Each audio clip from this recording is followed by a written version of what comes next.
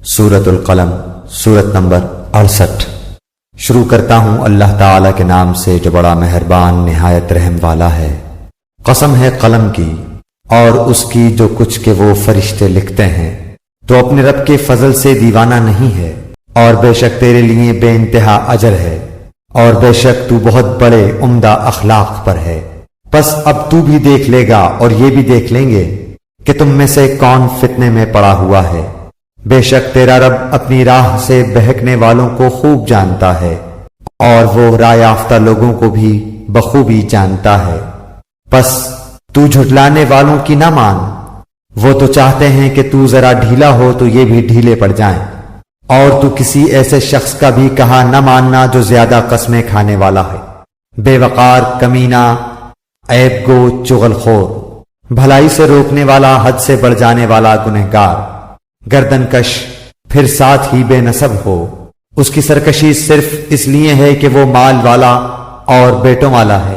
جب اس کے سامنے ہماری آیتیں پڑھی جاتی ہیں تو کہہ دیتا ہے کہ یہ تو اگلوں کے قصے ہیں، ہم بھی اس کی سونڈ ناک پر داغ دیں گے۔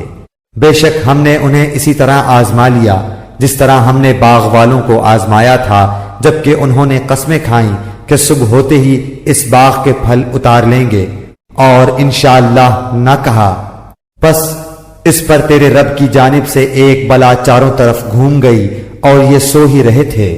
پس وہ باغ ایسا ہو گیا جیسے کٹی ہوئی کھیتی۔ اب صبح ہوتے ہی انہوں نے ایک دوسرے کو آوازیں دی کہ اگر تمہیں پھل اتارنے ہیں تو اپنی کھیتی پر سویرے ہی سویرے چل پڑو۔ پھر یہ سب چپکے چپکے یہ باتیں کرتے ہوئے چلے کہ آج کے دن کوئی مسکین تمہارے پاس نہ آنے پائے، اور لپکے ہوئے صبح گئے، سمجھ رہے تھے کہ ہم قابو پا گئے۔ جب انہوں نے باغ دیکھا تو کہنے لگے یقیناً ہم راستہ بھول گئے۔ نہیں بلکہ ہماری قسمت پھوٹ گئی۔ ان سب میں جو بہتر تھا اس نے کہا کہ میں تم سے نہ کہتا تھا کہ تم اللہ کی پاکیزگی کیوں بیان نہیں کرتے؟ تو سب کہنے لگے ہمارا رب پاک ہے، بے شک ہم ہی ظالم تھے۔ پھر وہ ایک دوسرے کی طرف رخ کر کے آپس میں ملامت کرنے لگے، کہنے لگے ہائے افسوس، یقیناً ہم سرکش تھے۔ کیا عجب ہے کہ ہمارا رب ہمیں اس سے بہتر بدلہ دے دے، ہم تو اب اپنے رب سے ہی آرزو رکھتے ہیں۔ یوں ہی آفت آتی ہے اور آخرت کی آفت بہت بڑی ہے، کاش انہیں سمجھ ہوتی۔ پرہیزگاروں کے لیے ان کے رب کے پاس نعمتوں والی جنتیں ہیں۔ کیا ہم مسلمانوں کو مثل گناہگاروں کے کر دیں گے؟ تمہیں کیا ہو گیا؟ کیسے فیصلے کر رہے ہو؟ کیا تمہارے پاس کوئی کتاب ہے جس میں تم پڑھتے ہو کہ اس میں تمہاری منمانی باتیں ہوں؟ یا تم نے ہم سے کچھ قسمیں لی ہیں جو قیامت تک باقی رہیں کہ تمہارے لیے وہ سب ہے جو تم اپنی طرف سے مقرر کر لو؟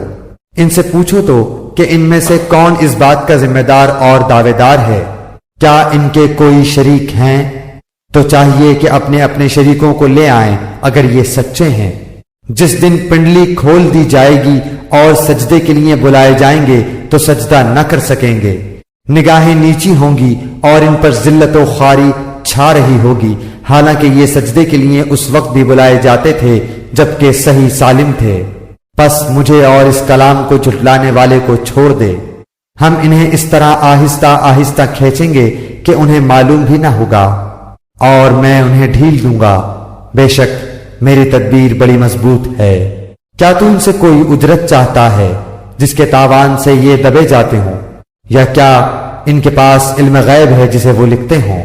بس تو اپنے رب کے حکم کا صبر سے انتظار کر، اور مچھلی والے کی طرح نہ ہو جا جبکہ اس نے غم کی حالت میں دعا کی۔